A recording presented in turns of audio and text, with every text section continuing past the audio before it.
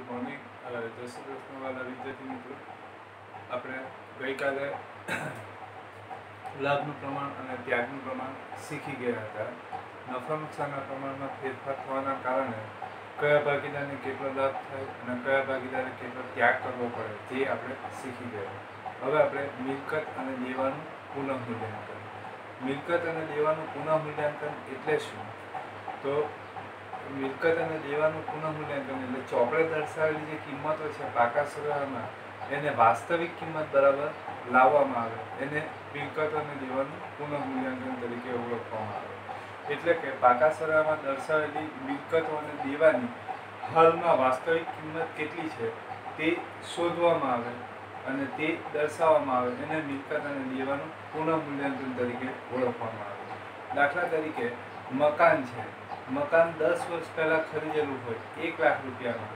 હવે 10 વર્ષ પહેલાં ખરીદેલું 1 લાખ રૂપિયામાં તો પાકા સરવાળામાં એ જ કિંમત ચાલતી આવતી હોય, પણ અત્યારે આપણે 10 વર્ષ પછી જોઈએ તો એની વાસ્તવિક કિંમત અલગ હોય.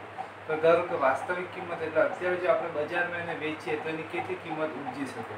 તો એની કિંમત 20 લાખ ઉપજી શકે એમ હોય તો એની બજાર કિંમત એટલે કે વાસ્તવિક કિંમત થઈ.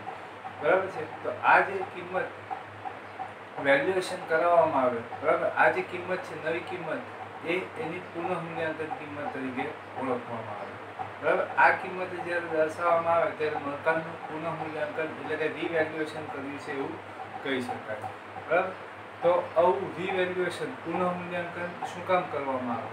તો સામાન્ય રીતે ભાગીદારી પેઢીનું પુનર્ગઠન થાય એટલે જુદા જુદા કારણોસર નફા નુકસાનમાં ફેરફાર થવાના કારણે પુનર્ગઠન થાય, કે નવા ભાગીદારના પ્રવેશના કારણે પુનર્ગઠન થાય, કે નિવૃત્તિના કારણે પુનર્ગઠન થાય. આ તમામે તમામ સંજોગોમાં મિલકત અને દેવાનું પુનઃમૂલ્યાંકન રિવેલ્યુએશન કરાવવું પડે. બરાબર. ટૂંકમાં વેલ્યુએશન કરાવવું એટલે શું? ભાવ કળાવવો.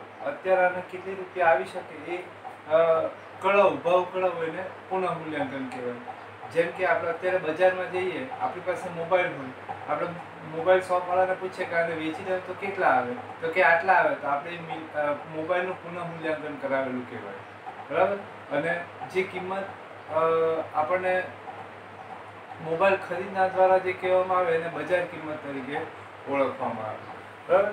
તો આ મિલકત અને દેવાનું પુનઃમૂલ્યાંકન નફા નુકસાનના પ્રમાણમાં ફેરફાર થાય કોઈ પણ કારણસર ત્યારે પુનઃમૂલ્યાંકન કરવામાં આવતું હોય. તો પુનઃમૂલ્યાંકન કરવા માટેનું મુખ્ય કારણ શું છે? તો મુખ્ય કારણ એ છે કે પુનઃમૂલ્યાંકન નફા નુકસાનના પ્રમાણમાં ફેરફાર થવાના કારણે કોઈક ભાગીદારને અન્યાય ન થાય. બરાબર છે. એટલા માટે મિલકત અને દેવાનું પુનઃમૂલ્યાંકન કરવામાં આવે. દાખલા તરીકે 10 વર્ષ પહેલા જમીન 1 લાખ રૂપિયાની ખરીદેલી હોય. બરાબર છે. અને તે વખતે A, B ને C ત્રણ ભાગીદાર હોય. નફા નુકસાન 2:1 પ્રમાણમાં વેચતા હોય. બરાબર. 10 વર્ષ પહેલા જમીન ખરીદેલી હોય 1 લાખ રૂપિયાની.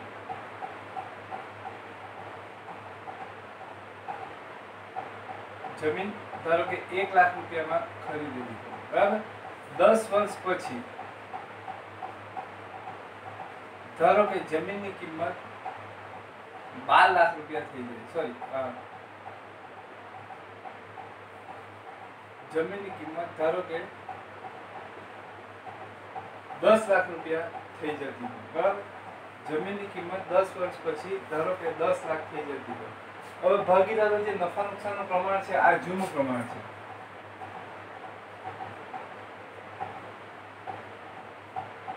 આ જૂનું પ્રમાણ છે. હવે નફા નુકસાનનું પ્રમાણ ભાગીદારો બદલી કાઢે. 2:1 છે એની જગ્યાએ 1:1 કરી નાખે. બરાબર. આ નવું પ્રમાણ થયું. બરાબર. આ નવું પ્રમાણ, આ જે જૂનું પ્રમાણ છે ચેન્જ કરીને નવું પ્રમાણ કરી નાખે. બરાબર. નવું પ્રમાણ કરી નાખે. બરાબર. આપણને અત્યારે ખબર છે કે આ મિલકતની કિંમત 10 લાખ રૂપિયા થઈ ગઈ છે 10 વર્ષ પહેલા. 10 વર્ષ પહેલા આ ત્રણ ભાગીદારો A, B અને C આ ત્રણ ભાગીદારોએ ધંધો શરૂ કર્યો 10 વર્ષ પહેલા. ત્યારે 1 લાખની જમીન ખરીદેલી ત્યારે નફા નુકસાનનું પ્રમાણ 2:1 નું હતું. બરાબર. હવે ધારો કે જ્યારે નફા નુકસાનનું પ્રમાણ બદલાય 1:1 કરી દેવામાં આવે ત્યારે આ બાબતને ધ્યાનમાં લેવામાં નહીં આવે. 10 વર્ષ પછી જેની કિંમત 10 લાખ થઈ જાય છે એ ધ્યાનમાં લેવામાં નહીં આવે. નફા નુકસાનનું પ્રમાણ ચેન્જ કરી દીધું, એપ્લાય કરી દીધું, બરાબર છે. હવે ધારો કે એપ્લાય કરી દીધા પછી જમીન વેચી દેવામાં આવે. જમીન વેચી દેવામાં આવે તો એના 10 લાખ રૂપિયા ઉપજે તો 9 લાખ રૂપિયા નફો થાય, કારણ કે 1 લાખની જમીન હતી, હવે 10 લાખ ઉપજે એટલે 9 લાખ નફો થાય. નફા નુકસાનનું પ્રમાણ બદલાયા પછી જો જમીનની કિંમત ધ્યાનમાં લેવામાં આવે તો દરેક ભાગીદારને કેટલો નફો મળે? 3 લાખ, 3 લાખ, 3 લાખ, બરાબર.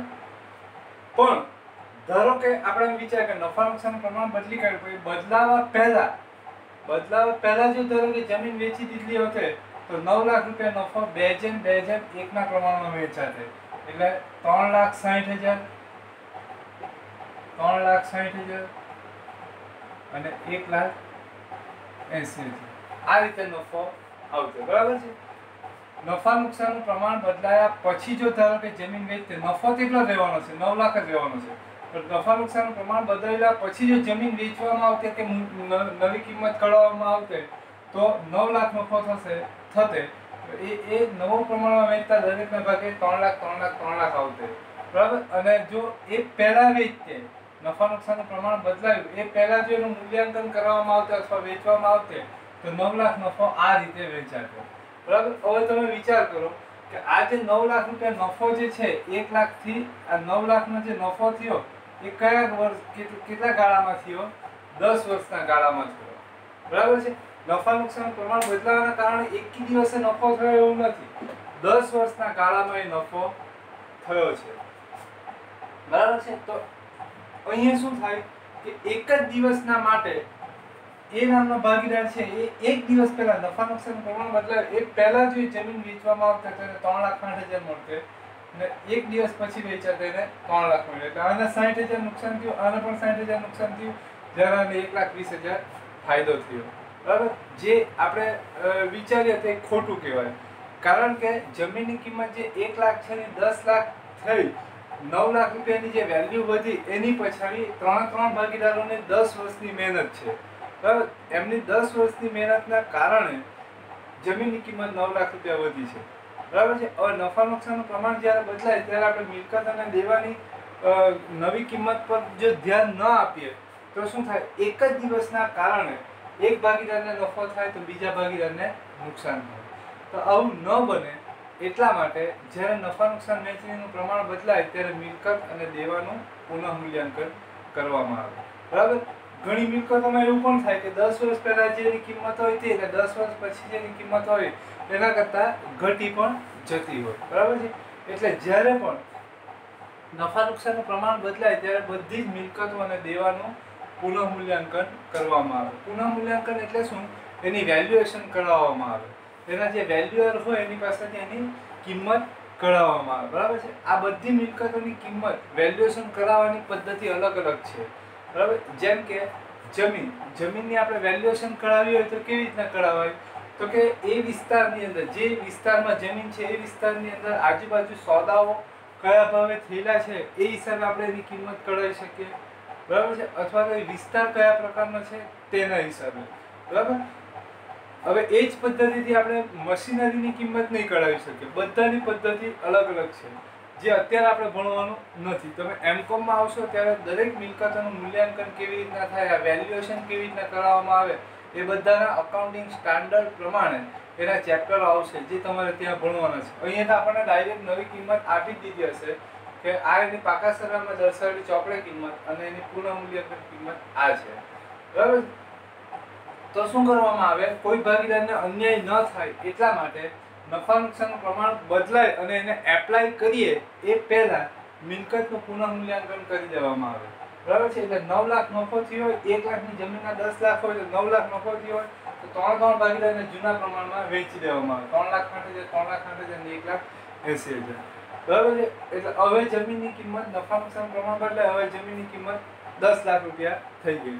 હવે ધારો કે બીજા 10 વર્ષ પછી પાછું જ્યારે પ્રમાણ બદલાય, નફા નુકસાન બીજા 10 વર્ષ જાય પછી પાછું જ્યારે પ્રમાણ બદલાય ત્યારે ફરી પાછું મૂલ્યાંકન કરવામાં આવે, બરાબર છે. ફરી પાછું જ્યારે મૂલ્યાંકન કરવામાં આવે ત્યારે ધારો કે 10 લાખની જમીનના ધારો કે 50 લાખ થઈ ગયા હોય તો જે 40 લાખ નફો થશે તે હવે જે પાછલું જે નફા નુકસાનનું પ્રમાણ છે તે 1:1:1 પ્રમાણમાં વેચાય, બરાબર. જેથી ભાગીદારને કોઈ ભાગીદારને અન્યાય ન થાય કે કોઈ ભાગીદારને ફાયદો ન થાય, બરાબર.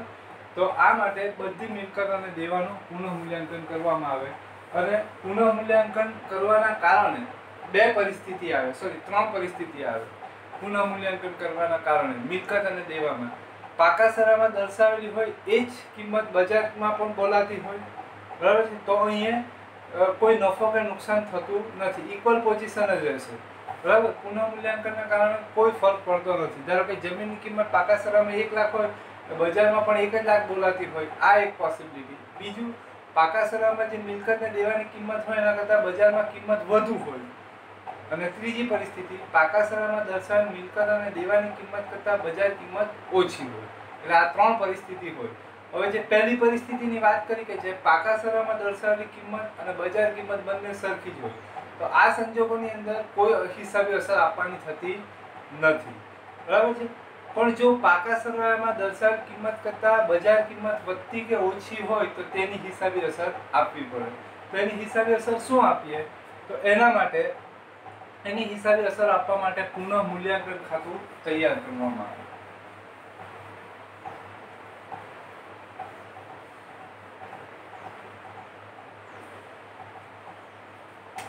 એની હિસાબી અસર આપવા માટે પુનઃ મૂલ્યાંકન ખાતું તૈયાર કરવામાં આવે. પુનઃ મૂલ્યાંકન ખાતાનું બીજું નામ છે નફા નુકસાન હવાલા ખાતું, બરાબર. નફા નુકસાન હવાલા ખાતું.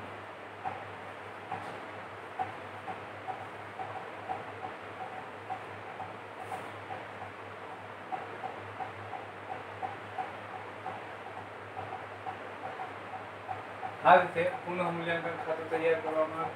પુનઃ મૂલ્યાંકન ખાતું એટલે નફા નુકસાન હવાલા ખાતું. નફા નુકસાન હવાલા ખાતું એટલે એક પ્રકારનું આપણું નફા નુકસાન ખાતું, બરાબર. નફા નુકસાન ખાતું નફા નુકસાન હવાલા ખાતું નફા નુકસાન ખાતું જુદું છે. આમાં હવાલાના કારણે થયેલો નફો કે નુકસાન જ દર્શાવવામાં આવે.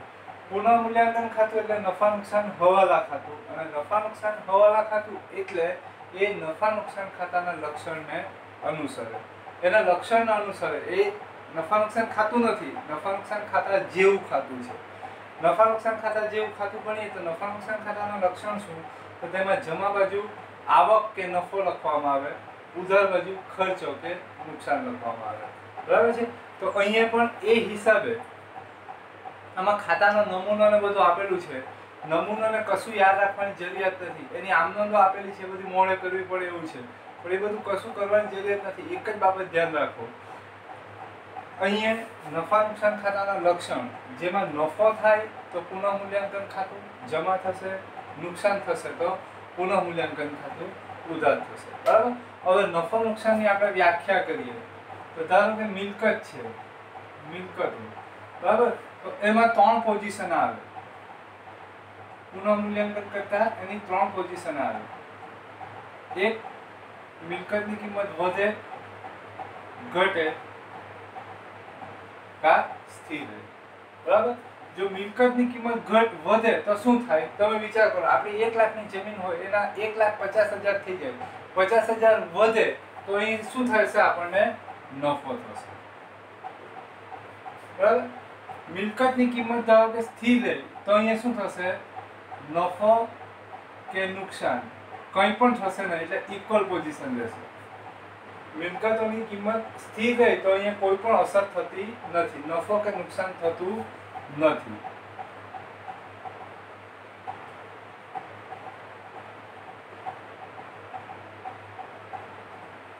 મિલકતની કિંમત ઘટે, 1 લાખની જમીન હોય એના 10,000 રૂપિયા થઈ જાય, 90,000 ઘટે તો અહીંયા શું થાય? નુકસાન થાય, બરાબર.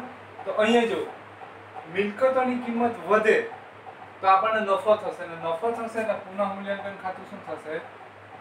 જમા થશે, નફો કે નુકસાન, મિલકતની કિંમત સ્થિર રહે તો નફો કે નુકસાન બી નહીં થાય, એટલે પુનઃમૂલ્યાંકનમાં આની કોઈ અસર આવતી નથી. નુકસાન થાય તો પુનઃમૂલ્યાંકન ખાતું શું થશે? ઉધાર. બરાબર? એટલે બે જ વાક્ય યાદ રાખવાના. નફો થાય તો પુનઃમૂલ્યાંકન ખાતું જમા, નુકસાન થાય તો ઉધાર. બરાબર?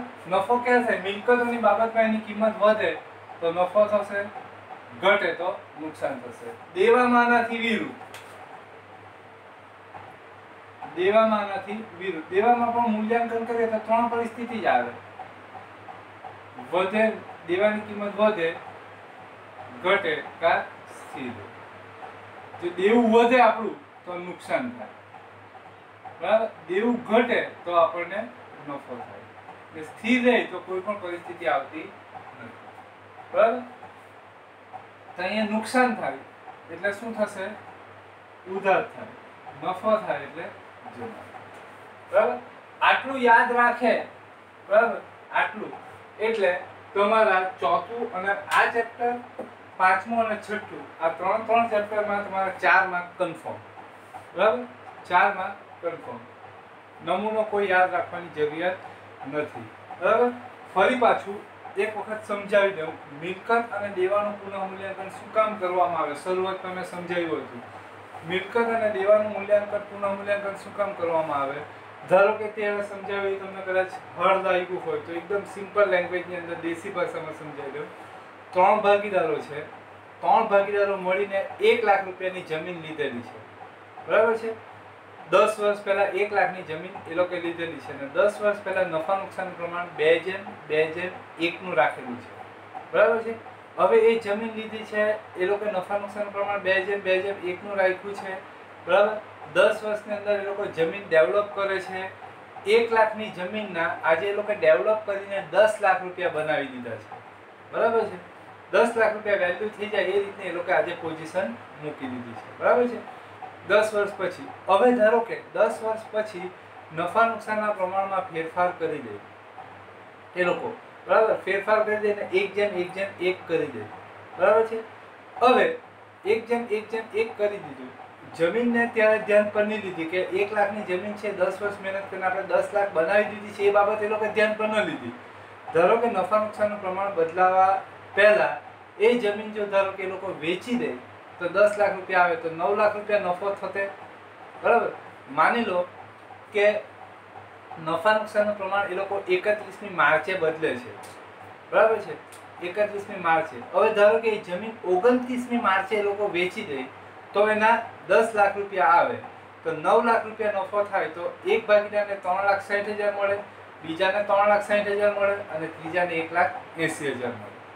પણ ધારો કે 29મી માર્ચે વેચવામાં ન આવે કે એની કિંમત કેટલી થઈ છે તે ધ્યાન પર લેવામાં ન આવે અને 31મી માર્ચે નફા નુકસાનનું પ્રમાણ 1:1 એપ્લાય કરી દે અને 1 એપ્રિલે ધારો કે જમીન વેચી દેવામાં આવે એપ્લાય કર્યા પછી, અને એના કિંમત 10 લાખ રૂપિયા આવે, 9 લાખ નફો થાય તો નફા નુકસાન પ્રમાણ 1:1 કરી દીધું.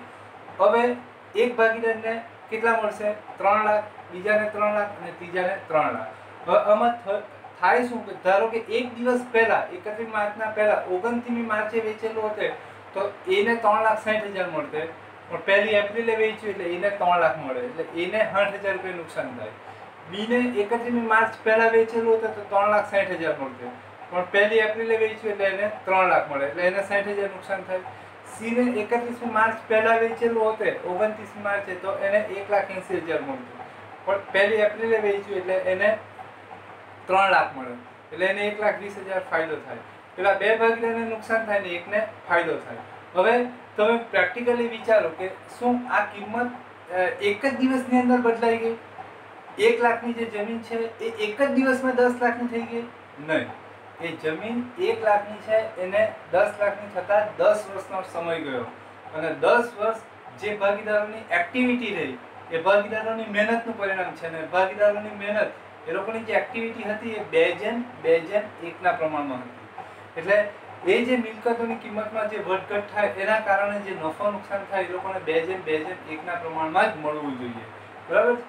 એટલે 31મી માર્ચે જ્યારે નફા નુકસાનનું પ્રમાણ નવું બદલાઈને એપ્લાય કરવામાં આવે એ પહેલા આવી રીતના બધી મિલકતોને દેવાનું પુનઃમૂલ્યાંકન કરી દેવામાં આવે.